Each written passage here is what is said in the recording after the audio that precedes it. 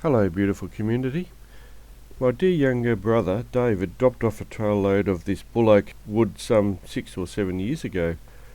I cut it up into blanks, and I still have some outside to dry, and the better blocks I've got inside drying, and it's a nice hard wood. It's a beautiful wood. I'll have to make it a mission to collect some more of this wood. My brother got it from the Loxley area, so I'll have to start looking for some of it up in that area. I've been using it sparingly lately, and it's an ideal wood for using the beading tool as it has fairly little tear out. So I was looking for a bigger piece, and this one was approximately 100 millimeters wide, or 4 inches, and 200 millimeters long, or about 8 inches long for those older folk. Australia changed in 1974 from imperial measurements to metric, and as a child I remember my father and older brother coming in for lunch and working out how much grain to feed the sheep, for example, and they would convert pounds to kilograms, inches to millimetres, and getting very confused. They often talked about bushels and rods and furlongs and links and chains, which are not used today. Anyway, they argued quite a bit, and they were converting from pounds to inches to bushels, and it was all getting very confusing. It is still fairly confusing today. There are things in imperial and things in metric, most of it in metric. Anyway, I digress. Where was I? So I wanted to make a honey pot as a birthday present for a good friend, Antonio. Anyway, she's known as Tony. Anyway, we met when I started managing her cattle over 30 years ago. It's going back a bit. And over the years we've become friends and enjoy the odd cup of coffee and reminisce. Tony was born in Austria, and she has many stories about the hardship during the Second World War. And after getting married, Tony came to Australia, and her brother went to Canada. So recently Tony has taken up beekeeping, and with this in mind I thought a honey pot would be useful.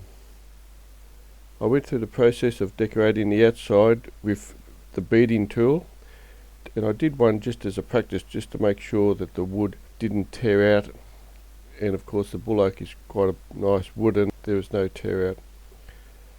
After that I hollowed the inside, and I had a glass jar that I purchased, and I was going to fit that inside, and I thought it would be a good way to contain the honey that way. And once the body was made, I turned a top or a lid. Then I needed to make a honey dipper, and I used some cypress wood that I purchased from the local hardware. I ended up making 2 honey dippers, just in case I made a mistake. There was a crack in the lid, and so we changed the design so that the honey dipper sat in the jar and went through the lid. This eliminated the crack, and it just made it look a little bit better. So after we finished the pot and the lid and the honey dipper, the glass jar needed to be fixed inside the pot. So I mixed up some resin that looked like the colour of honey and put it between the wood and the glass jar. I'd finished pouring the resin in the pot when I noticed it was leaking from the outside. There was the smallest of cracks, and the resin was slowly coming out. Using an ice cream stick, I plugged the hole. It was a fairly rudimentary way of plugging the hole, but it worked. And I thought it was going to be too hard to clean the resin from the outside of the pot, and so I had some leftover resin, and it was starting to get a bit gooey and hard, and so I applied it to the outside of the pot, just so it would look a little bit like honey overflowing the pot, and it did come up quite well. I was quite impressed with my ingenuity. Anyway, the cook and I had a wonderful time at Tony's birthday party, and next time when I go out for coffee, we may get to use the honey pot. Anyway, that's about all for this week. Hope you enjoy the video. I'll see you next time. Cheerio.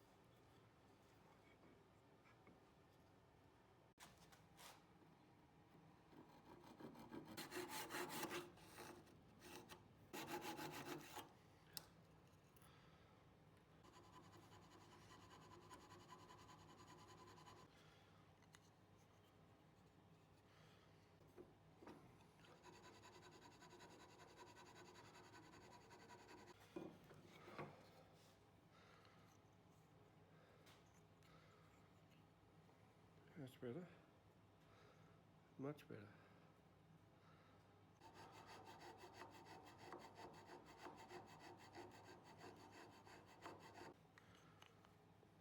Delicious.